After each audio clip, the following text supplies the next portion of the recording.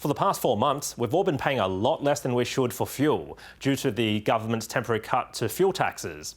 But that relief will end on Sunday night, so you can expect prices to rise by around 16 cents per litre from Monday.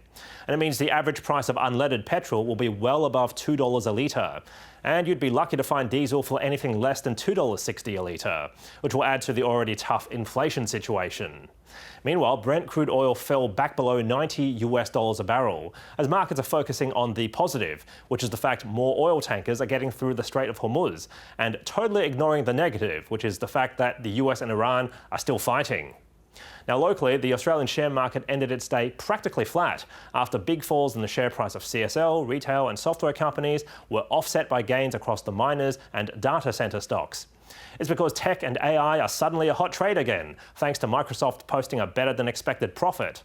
And that miraculously led to investors getting over their recent fears about whether all the money the tech giants are spending on AI is money well spent.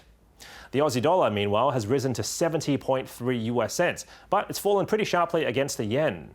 It's because the Japanese government appears to have intervened in the market by selling its holdings of US dollars to prop up the yen, which was at its weakest level in decades.